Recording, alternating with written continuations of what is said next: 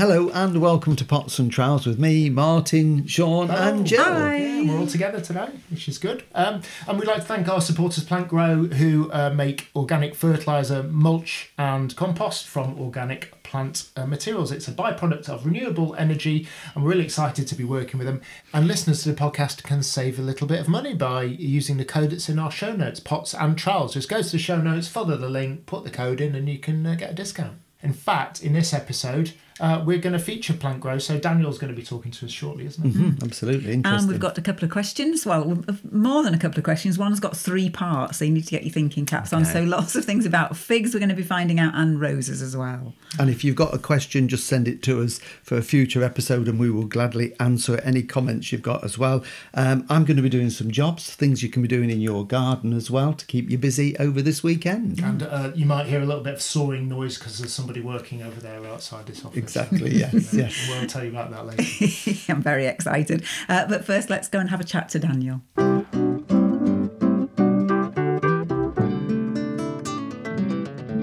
Well, Daniel, thank you very much for joining us this morning to just have a chat to us about PlantGrow. And it's great that we're working with you on the podcast. Really, really pleased to be working with you because you've got a brilliant product. But before we talk about the products and what you offer to gardeners, how did the business all start? Where did it all come from in the first place? Hi, Martin. Well, it all started back in 2016 is when the PlantGrow business was launched.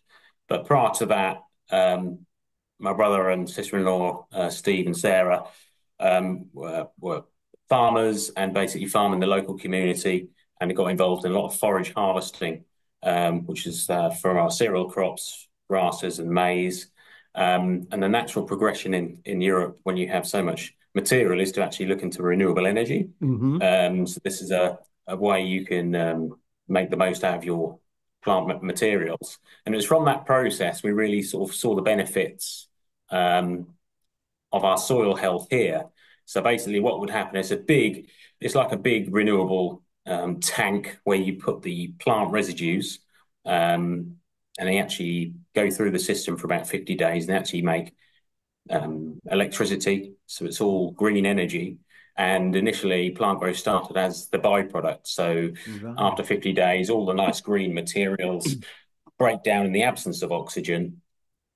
All the natural bacteria break down the product. And what you're left with is a sludgy version of what goes in. So it all comes out nice and brown, really good for your soil health. And basically what we were doing is feeding our fields around the area. Right. So Steve saw the benefits of all of that and stopped buying artificial fertilizers pretty much overnight once he saw the benefits. So that's where our business sort of really started. And we were actually the first to take this type of product into the horticultural market, never been seen before.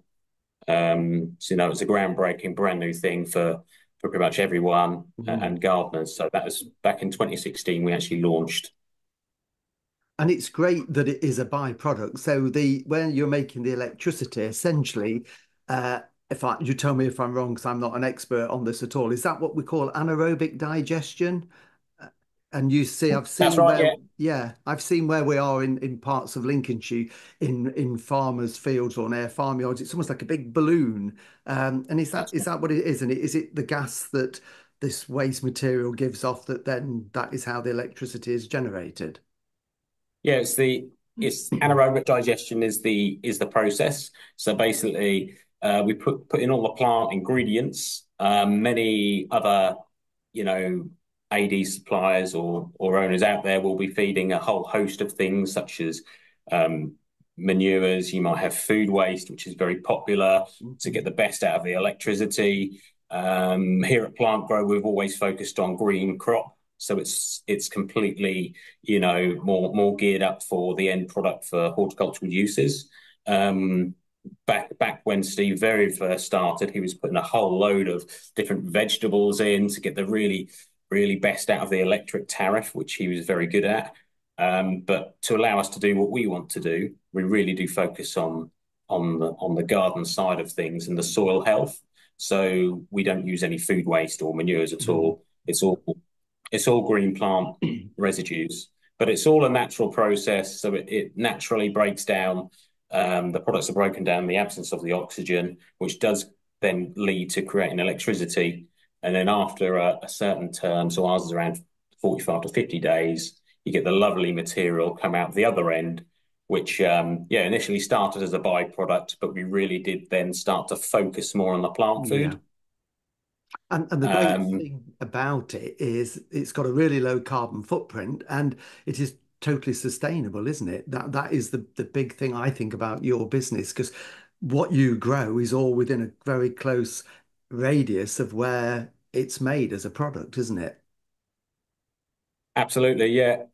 All of the ingredients are grown all within about 35 to 40 miles of our head office. So it's all, it's a closed loop cycle really, and it is all very sustainable. We don't, go further afield than that because, in Norfolk, there's plenty of areas here that we can get ample material in, which just make the whole cycle and sustainability on a different level to, many other, plant food sort of products out there. So it is very unique and different.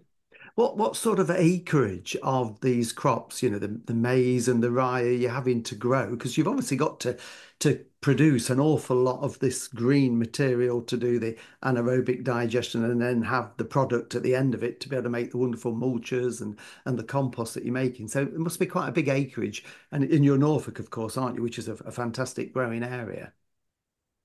It is, perfect area for that. Yeah, the maize and the rye and the grasses. There'll be hundreds of acres that we actually are farming for that.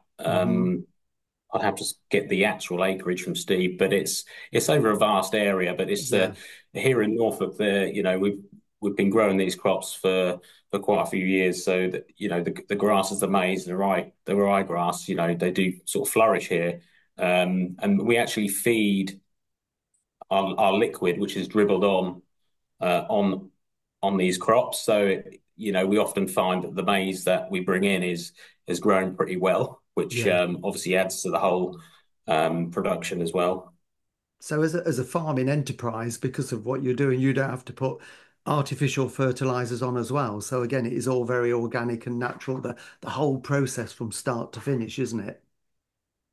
It is, yeah. We feed with our liquid. So basically, once the maize gets up to a level, we really do see the benefit of any sort of sunshine that's cut out to the weeds. The maize acts as a bit of a canopy, and then overpowers any sort of weeds that may be right down at the bottom there. So we see the benefit, particularly in the hot summers, because ours is a liquid feed application, is always going to go and feed the plant. Whereas you might have a farm down the road who might be using a granular fertilizer through the summertime. If it doesn't rain, then that obviously doesn't go in. So we've seen real good sort of impact on the liquid applications throughout the year. So obviously PlantGrow has come out of this. You make this range of products now, which we're going to talk about in more detail, Daniel. And these are all available for gardeners and landscapers, professional gardeners and home gardeners as well. So it's quite a large company has grown out of this, which is great. So a wonderful story. What is your main role within the business? What do you do day to day? So my main role is basically the awareness of PlantGrow, is all how it started. I mean, Steve and Sarah were very, very busy with the running of the farming company, but from day one, it's always been about awareness, and by having a new product, that awareness needs to be shared with pretty much everyone. So you've got the public, the people who are going to be buying your product. You need to obviously tell them, and then any garden buyers, you need a robust system to explain to those as well. And then people like yourself, Martin, you've been very helpful in sharing perhaps some of our good points that because everything's eco-sustainable. It's been quite a good journey in sharing that, because it's something that not just we need, but it's something that people are willing to talk about, because it's all good for the soil health, good for the plant health. But my role is production manager now, but it's there's a whole host of other things as well that we undertake. Brilliant. Okay, well, what we'll do, Daniel, if we just take a little short break, we're going to catch up with you then in a few minutes and we'll find out what products are on offer and how people can get hold of them. So I'll catch up with you in a few minutes.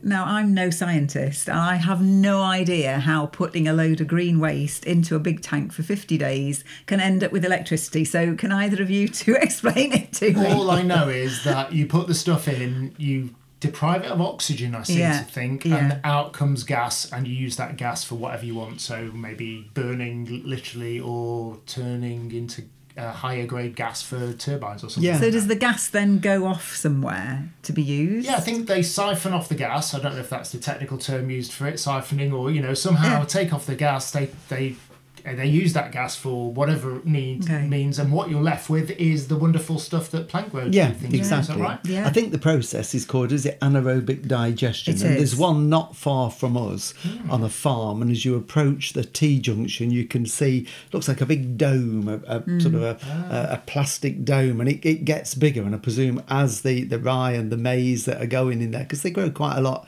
around us, it ferments and gives off the gas and builds the gas up into this sort of big dome. Do you remember that Dad's Army episode where he converts his van to run off gas? Yes, I do. Yeah. Balloon tent on the top of it. I just had a flash of that. There you go. Yes. Maybe that's how get your bayonets out, chaps. Yes, absolutely. So it's a clever process. Yeah. Well, what will we hear about later in the conversation then? Well, Daniel's going to talk about the products they make as from the byproduct, because essentially PlantGrow, the mulch and everything they make, and they squeeze all the juice out of that wet, partially decomposed plant material. Sludge was the technical term. Sludge, is that what he called it? Used, yeah. That is what is the basis of all their products, whether it's the mulch or all the liquid feeds they do. So he talks us through that. So, I mean, and it's great because otherwise, I mean, it wouldn't be wasted. It would just go on the fields. But now they're making a really good top quality product that goes to gardeners. And it was interesting that Daniel said that the product that they're making is only produced from green crops, isn't it? Yes. So other farmers who are doing the anaerobic digesting commercially are putting in manure and food waste as well, but the PlantGrow doesn't. It's only using green crops. That's right, which makes it then usable, because I know some people that are vegan and they carry that through into their gardening. They can use these products because there's no animal remains or waste or anything in there at all. So clever idea, and it's the way forward, isn't it? Yeah, absolutely. So I've got a few. Have you got a job? I've got for some me? questions. No, I've got some questions. Question. That's what I mean. Now you went off to do. Now that show season's ending, we've got talk season now. So we're travelling around doing lots of talks to garden clubs, U3As, WIs, all that sort of thing. And you went to Emley District Garden Club. I did, up there in Yorkshire, near Emley Moor, the big television mast, which you can see for miles and miles around. It's a great one to find that, because you think, even though you've got sat nav, I can just see that big cut tower with lots of red lights on. Just keep heading towards that. For it. Well, Sally was there and she said that your talk was very interesting, informative and funny. So that's good. That's not a bad recommendation, is it? I bribed her. But she has sent in a question. It's all about, she actually sent in 3 questions, but all about figs. So she's got a fig tree which started as a little sprig from a cutting, which was given to them by neighbours. And they did that 8 years ago, and she's had lots of growth, and this year has done very well with figs. So got lots of figs. So there are 3 questions. Do you want them all at once, or do you want one at a time? Feed them in one at a time, because you know what my memory's like. So question 1 is, should I pick off the little figs that have formed? They're about the size of grapes. Yes, that's a good question, because at this time of the year, the leaves will be going yellow now and it will soon fall off, because they are deciduous through the winter months, and they will be forming at the tips of the shoots little what we call embryo figs, baby figs, that will then hopefully overwinter and develop. But if they're bigger than about the size of a pea, they don't normally make it. So they're the ones at this time of the year you would be taking off. Anything that is sort of pea-shaped size and smaller, usually right at the tips, then you would leave those on. And hopefully, if we get a mildish winter, they'll survive, and then they will grow in the spring and form your figs. If we get a bad winter and they're damaged, it's not the end of the world. It just means they won't develop into figs. So you've got to start again next year, and it just delays them by a month or two. So essentially, anything anything bigger than sort of a fingernail size, take it off. So you won't get any more developing. That is going to be your crop for next. Well, as I say, but then on the new growth, it will still develop more. That will be later on. But those that you've got now, the small ones, are your first fruits for next year.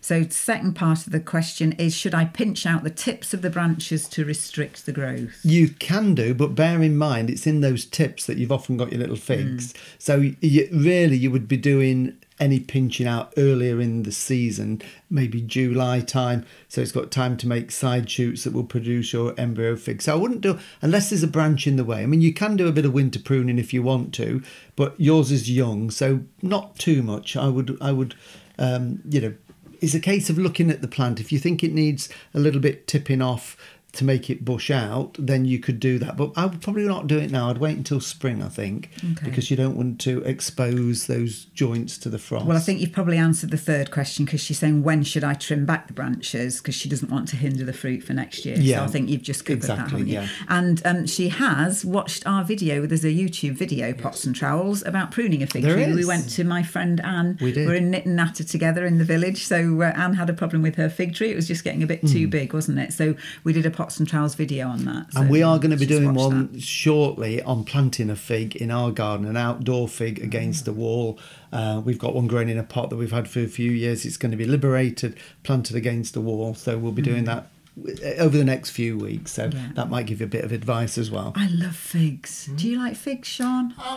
Yeah, take them or leave them. But you see, have you had one that's freshly picked and is perfectly ripe, straight from the Good question. From the tree? I've got to be honest, a lot of my fig knowledge comes from fig rolls. I do love a fig roll. For international listeners and viewers, a fig roll is a kind of biscuit cookie. No, would you say it's more it's a biscuit in England. Yeah, we call it a biscuit. It's kind of, I don't even know what the biscuit material is, but anyway, it's kind of like... It's not a pastry. When you first, it changes though, doesn't it? Because when you first open the pack, that wrapping around the fig paste is quite soft, but then once they've been opened, it gets a bit crispy, doesn't it? So then you can dunk them. You see, I do like a dunking biscuit. Do you know, I haven't had a fig roll for... Can we get some one week and have a fig roll? Yeah, okay. Yeah, fig roll. Okay, so there, so go back to the figs. I think I have had fig, in salads sometimes you put figs, don't you? But it's not something it's not my go-to fruit. It is one of those that I never buy them. If I see them in the supermarkets, I would never buy them because they're just not ripe and they're not fresh. My grandparents, but it was very rare that it actually produced fruit. It wasn't very well looked after. It was the kind of tree that was kind of growing into the gate hinges and all this sort of stuff. Yeah. So it was, it wasn't very well looked after. So my memory of figs probably comes from that tree and thinking, we'd never eat those. But yeah. I mean, if you've got anybody's got a sunny wall, or even if you've got room in a glass house or a polytunnel, then they're delicious. And as Jill said, if you let them get to the point where they're so ripe they split, then they are absolutely delicious. So I need to revisit the fig. There is another question though, related to roses. Oh right, okay. It's kind of a rosy time of year, isn't it? We're kind of getting into that period. Oh boy 22 on Good YouTube. name. Thanks for your video. I live in northeastern US. I'm getting conflicting advice on when to prune my climbing roses. Some say wait till early spring or late winter. So confused, what should I do? And now let's think about northeast of the US is probably maybe Seattle, that kind of area. Yeah, is that sort of up New York, that area? That's northeast, is it? Sort of. Oh, am I gone the wrong way? Yeah, I've gone northwest. You're going west. I've gone west. Yeah. Okay, geography was definitely not my topic. So I think I'm saying nothing. Quite cold winters, I would imagine. You get there. Right, I mean, you some people do a bit of pruning. Certainly in the UK, you could do a bit of pruning of your climbing roses now to get the shape. If you get very bad winters, I mean, roses are totally hardy, but I would probably wait until your buds are just bursting in the spring. So when they're coming out of that dormancy and you can see the new shoots are just showing a bit of colour, then that would be the time to do it. And if you do get a frost on them afterwards, then it won't kill the plant, it will just set them back. But I think if you were to do it now in the autumn, and you get a mild spell and it encourages some new growth, and then you get a very cold winter, that would scorch that growth off. So I would wait until sort of your late winter, when it's going into spring, when you think from now on the weather's going to be warming up, and then they'll grow away fine. Okay. Good stuff. Good stuff. Now, Daniel was chatting to you about the sludge that they get from their process of making all their products. So he was telling you about lots of the different things that they make. He did. So yes. shall we have a listen to that?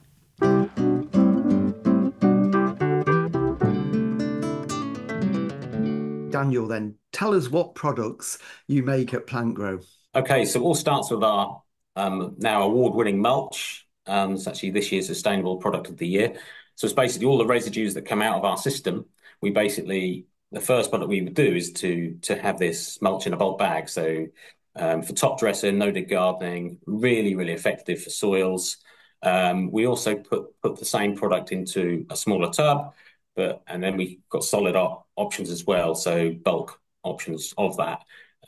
From that mulch product, we basically get a range of liquids by squeezing it. So we squeeze all the liquid residues out of it, which contain all the healthy bacteria, soil microbes and microorganisms. So they all get bottled, which is an all-purpose feed.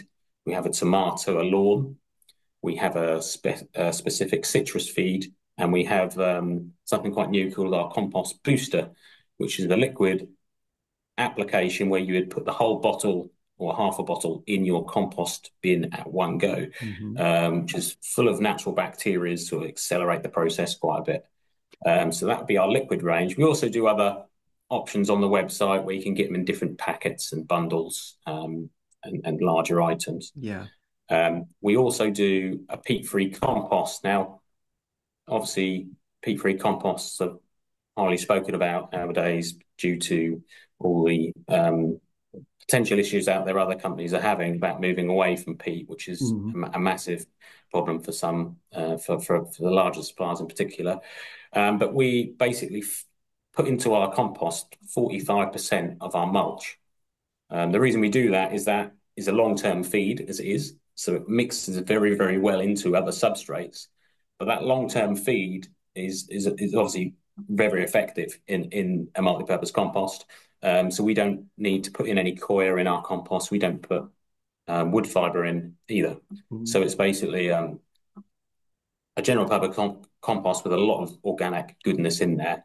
So that's our peat-free compost. We do that in bulk bags. We also do that in 50-litre bags. And our mulch is now about to come out in 50 litres next month, which is all now brought in-house. So it's a very sort of local production now for that. Yeah. Other products we do a raised bed mix. That's only available in a bulk bag at the moment. So that's a heavy weight. It's got 33% topsoil mixed in. So that's a different option. And the final bulk bag would be a forestry wood chip. So a good range there for gardeners. I mean, and I've used some of them. And we first met, I don't know, it's probably 18 months ago. It was when you were at the Harrogate Spring Flower Show, not this year, the year before. And I tried some of the product. And the mulch, I must admit, is absolutely amazing because it's so clean to work with. Because some mulches you buy, I think if they've got a lot of green waste in, are really dirty on your hands, where yours, it actually... I feel it feels like really, really well rotted garden compost, leaf mouldy in texture almost. And we've used it on ground preparation in improving soil, because I've found on the clay soil it's lightened it, but where it's too well drained and a bit shaly, we've added it in and it helps to retain the moisture. So that's really good. But the other thing that I've really found good is the peat-free compost. And you sent me some bags to trial, I think this time last year. And I've tried lots of peat-free compost, I must admit, because obviously the impending peat ban that will come in not only for retail, but also for the trade eventually. And it really does perform well, I think, because it's just plant material in there. It's got a really good reserve of nutrients, I've found, but it drains well, but at the same time it retains the moisture. So from a root point of view, I found it encourages really strong root growth. So excellent. And of course they're all organic. You don't add any extra fertilizers to them, do you? There's no artificial fertilizers in your mulch or in your all-purpose compost, is there? No, not at all. I mean, our mulch, when we first started to promote the products, we referred to them as a natural fertiliser on the packaging. Whether that was the right thing to do or not, that's what we went for. The next sort of few years, we sort of tried to move away from the word fertiliser because that was putting off a few people, we found. But it performs, like a sort of fertiliser would. So it's got all that natural goodness with it. So there's a lot more benefits you get from the natural fertiliser. But we don't need to put anything else in to our mulch or our compost. We don't feel that we need feed in there. I mean, performance-wise, results are doing really, really well. People are saying all the time how well the compost is doing or how well it holds on to the moisture. There's obviously a lot of issues out at the moment with water retention and some products out there. So ours is really good for that. We don't specialise in a seed compost at the moment, but we do have people using it for seed, which is good. So that would be something for us, which will be coming at some point. But the actual mulch and the compost, they've got plenty of feed in it, and it's just it really is getting on well with the end user and the gardeners. Yeah, and I suppose with your the raw product is essentially the mulch, isn't it? You can expand the range really to do all sorts of things, like you say, a seed sowing compost that's finer. I suppose it's just a matter of time and developing the new products. One that you've also brought out, am I right in thinking you've got a slug control as well that's made from the mulch? Absolutely, yeah, the slug and snail barrier. So that's we've had it for a couple of years now, but it's doing really well. We do that in a 3-litre box, and we now also do it in a 10-litre bag. So that is formulated. The base product is the mulch. So we basically super dry the material, kiln dry the material. So it's very, very crispy. So it's worked completely differently to the mulch. It's a completely natural organic material, organic approved. It's non-toxic, so it's obviously safe for wildlife and the creatures out there. And you'd put an application like a ring around your chosen plant, and it's very effective for slugs and snails. Basically, they'd have to go onto it and touch it. They do not like the texture of it. There's properties in there they do not like. And after about 8 to 10 weeks, the plant material will be biodegrade into the soil, so you're not left with any mess on the soil. It's not going to go moldy like some other products out there might do. It fits in with the garden sort of ecosystem, and it works. Because I suppose at the end of the day, that is just adding more organic matter to the soil as it breaks down, isn't it? So it's all part of that improving your soil long term, but keeps those pesky mollusks off your plants. So how can people get hold of the product, Daniel? Is it readily available, or is it mainly direct with you? So we've got several ways you can get the product. PlantGrow.co.uk is the website. So that's for information or product. We always encourage people to get in touch if they've got any questions at all about any of the product range. So PlantGrow.co.uk. We also have an outlet in Waitrose, which is our national sort of supplier. And anyone can get in touch with us if they've got a local garden centre where they might be asking if they have the product, and we can advise on where the stores which are available. Yeah, that's brilliant. I mean, I've tried some of the products, and this is totally independent. As I've said, I've gotten really well with them. They've done exactly what it says on the packet. And I like them because they tick the boxes of they're environmentally friendly, they're sustainable, they're organic, locally sourced. So, they do exactly what they should do. So we're delighted to be working with you, Daniel. And hopefully, if you get more products, I'd love to talk to you again. And I think what we're planning to do is come and see you at some point and bring the camera to see how it's all made as well. I think that's going to be really, really interesting. So thank you very much for taking time to have a chat to us today. Thank you. No worries, Martin. Thanks a lot.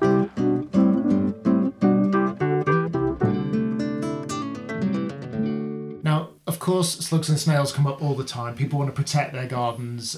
We did a podcast a few weeks ago, I think, that we actually I put a massive picture of a slug on. You did? Yes. Nice. Yeah. And I think that was my kind of railing against, because I know my wife planted a dahlia that just got absolutely destroyed. We didn't even see any flowers, I don't think, by slugs. So slugs and snails are, it's an interesting for anybody. People want to know how to how to prevent damage from them, don't they? Yeah, and I think anything that new that comes along, people will give a go. I mean, the one that PlantGrow make it's essentially, as far as I can gather, it's the mulch material, but it is dried, super dry, so it becomes crispy dry. For those of you watching the video, Jill's got the box. You can hear her shaking it. I just want to see what it feels like. We've got some. Can I get some? There, you can see. So it's really, really dry, isn't it? And it's quite a bit gritty. Sharp almost, because it's dried so much it makes it slightly sharp. So this is a barrier. It doesn't harm them. Smell, but does it got a smell? Not really, no. No, I wanted it to smell like cocoa really, for some reason. Cocoa. Yeah, it's just a bit earthy, isn't it? I think really. But it's super dried so that it's all the moisture is completely taken out of it. And you would use this as a barrier and put it around your dahlia. Yeah, so you wouldn't particularly use it much at this time of the year because it's going to get very wet, and it will get wet. But because it's so dry, I think water is cast off it for a while, but eventually it absorbs that moisture and then just rots down into the soil. So it's also a soil conditioner as well. But the theory is if you put it around your plants you want to protect until they establish, slugs and snails come along and think, well, that's a bit rough, tickles my tummy, a bit scratchy. I'll go somewhere else and eat next door's lettuce. But the added bonus, and it looks natural because you can get these white rock barriers that like a eggshell or something, or just limestone, and they stand out like a sore thumb. That one is very natural. It's soil colour. So absolutely something different to have a go at. And of course we used the raised beds compost, didn't we, when we made our raised beds? We did, yes, when we did them last year, yeah. So we've had two growing seasons now, and it was good. I mean, we hadn't got enough soil, so we needed to get some. So I got some from PlantGrow, and so that is a mix of good quality soil and the mulch. Brilliant, absolutely.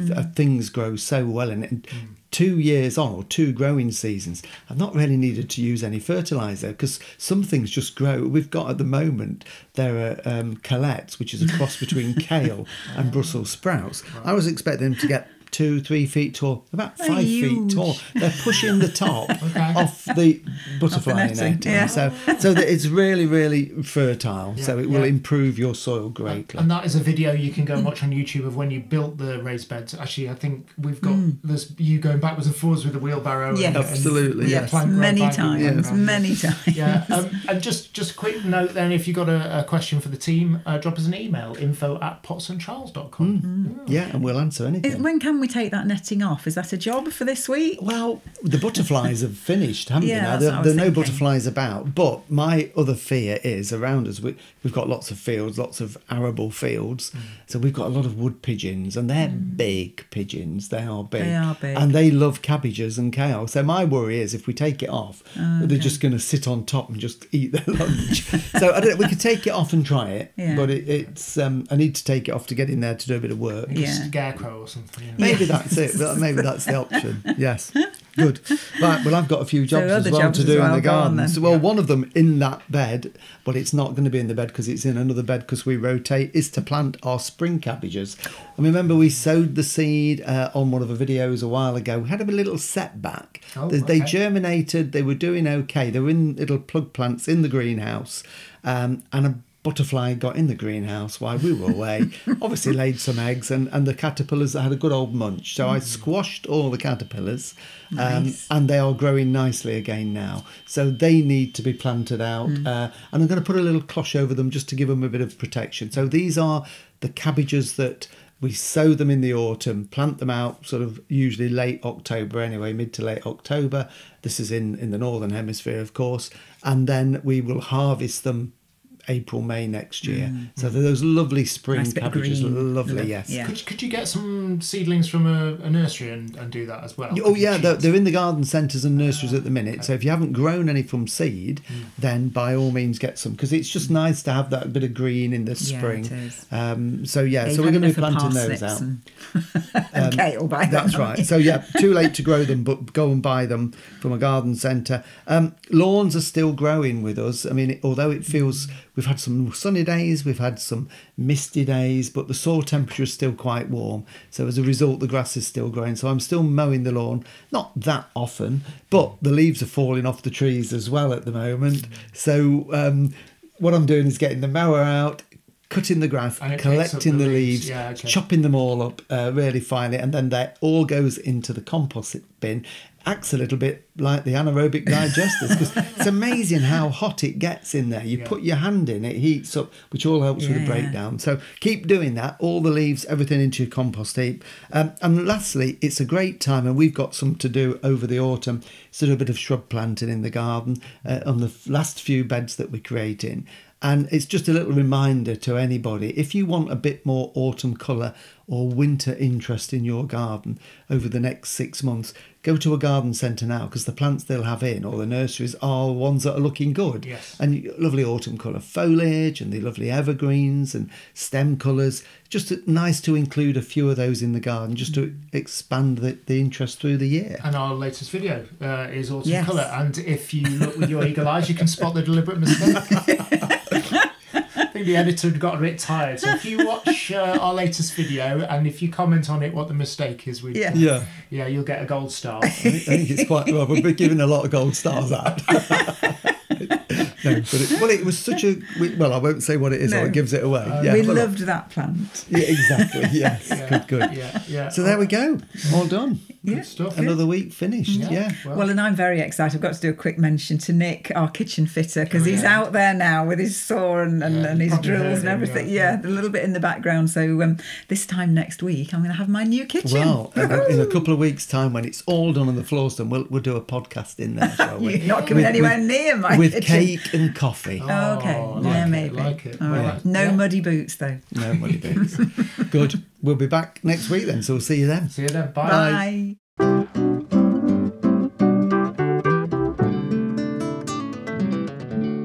Watch the videos on YouTube or Facebook, follow us on Instagram, Twitter or X, and subscribe to the podcast and never miss a thing. For more information, go to potsandtrowels.com.